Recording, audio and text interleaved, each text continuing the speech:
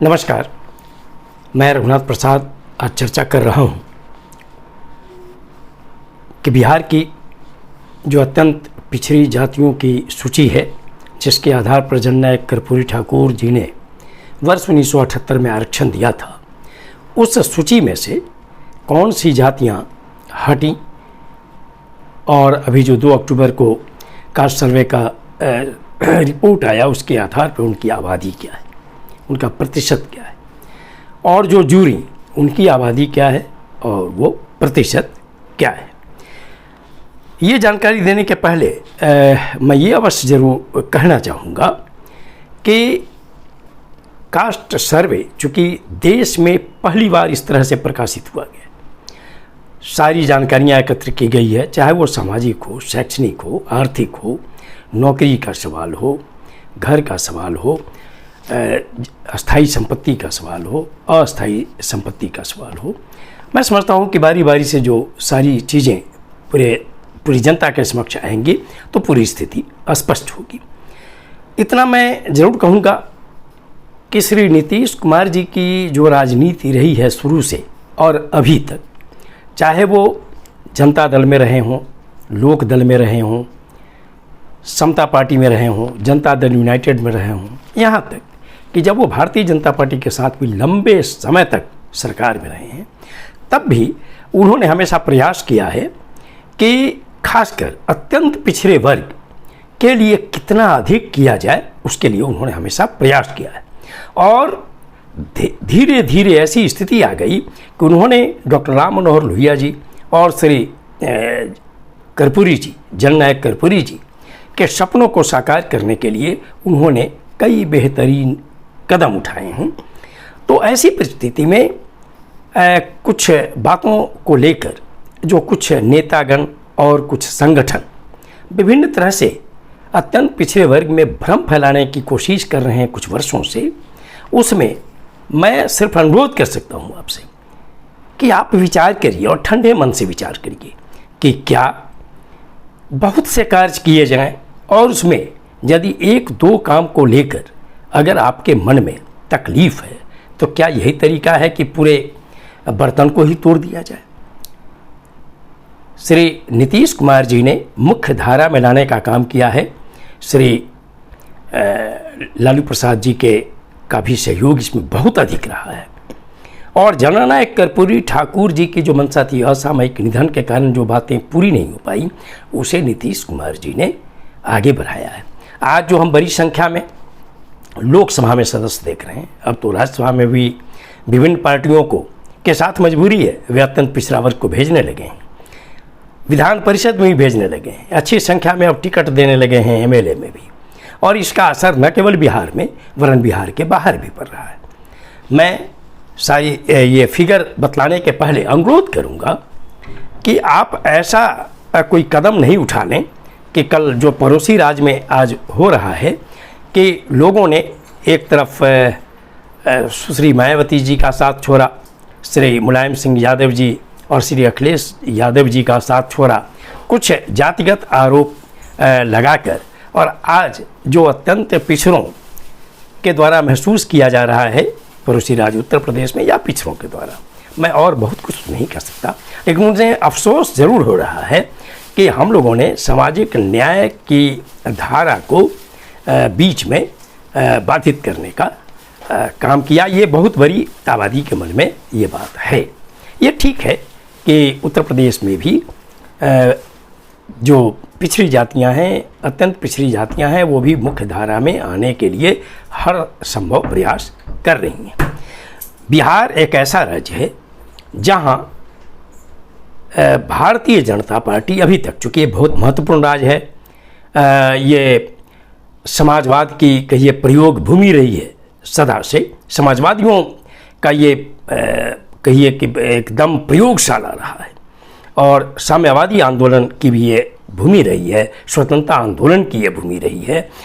और ऐसे राज्य में आज तक भले भारतीय जनता पार्टी या जनसंघ सत्ता में साझेदार रही है, लेकिन उनकी पार्टी के मुख्यमंत्री आज तक बिहार में नहीं हुए। तो जो लोग भ्रम फैला रहे हैं कुछ बातों को लेकर, उस पर भी मंथन करने की ज़रूरत है। और यह सोचना चाहिए कि जो आपकी नज़र में गलतियां हुई हैं उन्हें आपको शीर्ष नेतृत्व के पास पहुंचाने के लिए पूरा काम करना चाहिए। और मैं समझता हूं कि जो जुडिशियल रिव्यू में जो मामले हैं उसमें भी हो सकता है कि आने वाले दिनों में कुछ न कुछ परिवर्तन हो सकता है। आज मैं चर्चा करूं कि जो जननायक कर्पूरी ठाकुर जी के द्वारा दिए गए आरक्षण के समय में जो जातियां अत्यंत पिछड़ी जातियों की सूची में थी, उनमें से गोंड जाति जिनकी आबादी जो 2 अक्टूबर को रिपोर्ट प्रकाशित हुआ है उसके अनुसार 5,28,536 है और यह प्रतिशत 0.40 है। ये अनुसूचित जनजाति में मेरे ख्याल से 2006 या 7 में चली गई है। चौपाल जाति भी मैं समझता हूँ कि 2010-11 के आसपास गई है अनुसूचित जाति में। इनकी आबादी है 7,48,059 और प्रतिशत में ये 0.57% है। अनुसूचित जाति में एक महत्वपूर्ण जाति गई है पाण स्वासी और पाणर, जिसकी आबादी है 22,28,343 और ये प्रतिशत में है 1.7। ये टोटल आबादी जो अत्यंत पिछड़े वर्ग की सूची से निकली वो 35,04,938 है, जिसका प्रतिशत होता है 2.67। यहाँ पर मैं एक और चर्चा कर दूँ कि लोहार जाति को भी बिहार सरकार ने वर्ष 2016 में उस जाति के संबंध में जांच कराकर उसे अनुसूचित जनजाति के लिस्ट में डाला था, लेकिन वर्ष 2022 में ऑनरेबल सुप्रीम कोर्ट ने इसे रद्द कर दिया है। उनकी आबादी निकल कर आई है कमार लोहार कर्मकार करके 8,21,103 जो प्रतिशत में 0.62 है। अब वो पुनः ईबीसी में लौट गई है, लेकिन वो जाति आज भी प्रयासरत है कि वो लोहार और लोहरा का जो इशू है उसके आधार पर उन्हें अनुसूचित जनजाति का दर्जा मिलना चाहिए।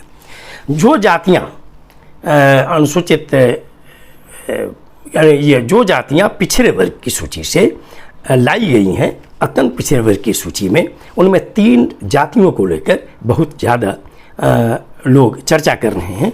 उसमें एक है तेली जाति, जिनकी आबादी आई है 36,77,491 और इसका प्रतिशत है 2.8।